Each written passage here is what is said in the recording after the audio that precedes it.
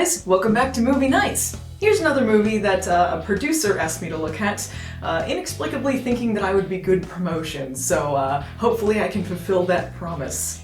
But I wouldn't be talking about it if I had absolutely nothing to say, so without any further ado, this is Love in the Time of Monsters. Once again, I'm working with a digital copy, so I don't have anything here to use as a prop or anything, just a desolate wasteland of empty tablecloth.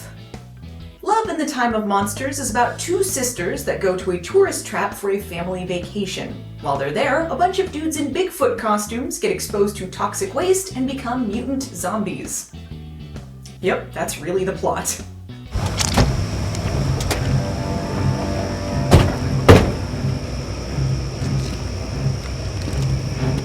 This is new.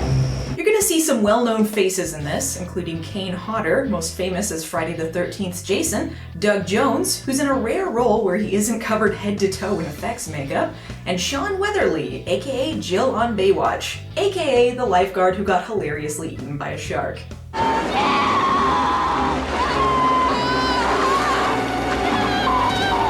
But unlike in Baywatch, she's a real character in this. This lodge that they go to, I don't entirely understand the theme of it. It's a patriotic American lodge/restaurant where people walk around dressed as historical figures like Abraham Lincoln with nighttime luau's, but then it's also Bigfoot themed and they have forest expeditions to see people in Bigfoot costumes. I'm not sure how all of these things connect. One thing I found very refreshing in this: funny chicks. I think horror movies give your final girls a little more leeway as far as characterization goes, but it's not often that you can find a really good balance of badass and funny.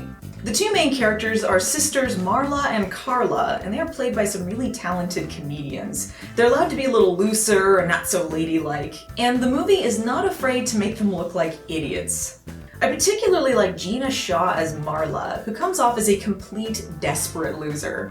She's rude, cynical, she has a drinking problem, but she isn't unlikable. She has a certain quality about her that makes you want to watch her. Marissa Skell as Carla provides a nice foil for her. Her character has a personal investment with the zombies since one of them is her fiancé, so she cares more about them as people. Although it's really just her fiancé, everyone else is dog meat. There's some nice chemistry between the two sisters. They bounce off of each other really well. A lot of the dialogue is really punchy and feels like it flows really naturally. There's a nice emotional build-up between the two of them.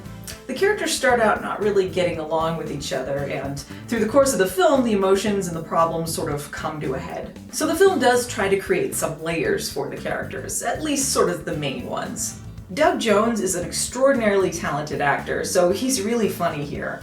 Although it's clear they didn't have him for very many days, so a lot of the stuff is shot around the same sets and spread out. So they come up with some kind of convoluted reasons for him to stay in his lab while the action is going on, and he sort of disappears after a point and is never really given a conclusion, but he's used effectively for what little time he's there as the scientist who comes up with the zombie cure. Visual interpretation is staggered, which means they find it easier to track a moving target than a still one. Like Jurassic Park.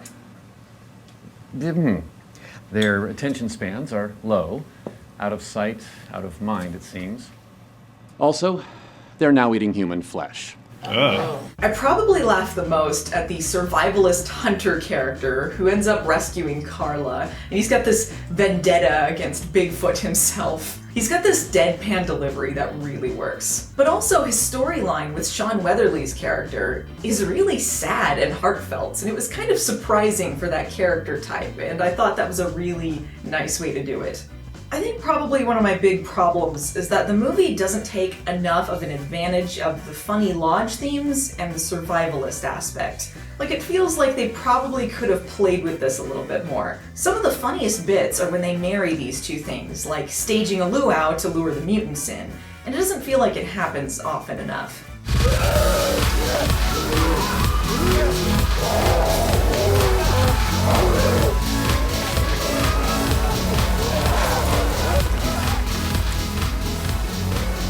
Full house. Repeat, full house. For the record, this is fucking stupid. The effects are a little bit mixed, but I think mostly really good. There's some impressive practical effects in there that are used a little bit sparingly.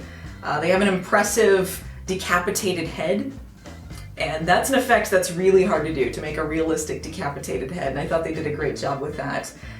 Some of the effects are a little more cartoony than others, so they don't have to necessarily be realistic, because they work to a comedic effect. About an hour into the movie, it just stops. There's this big climax, but then it just keeps going. There's a lot of lines of extended dialogue. It's meant to be where all of the emotions are high and the characters are giving up, but it just sort of meanders for a long time. It's not until the twist ending where it really turns around for me. I'm not going to tell you what the twist ending is, but it was really funny, and I found it was worth the wait. They fully embrace the weirdness. It is completely ridiculous in the best possible way. I got mixed feelings on this because it was a mixed movie, but I don't think it was bad. It made me laugh and it had some production value. The premise had some original twists, and I think the acting was top notch. It definitely was worth a look. So, you guys should check it out yourselves. I'll see you next time.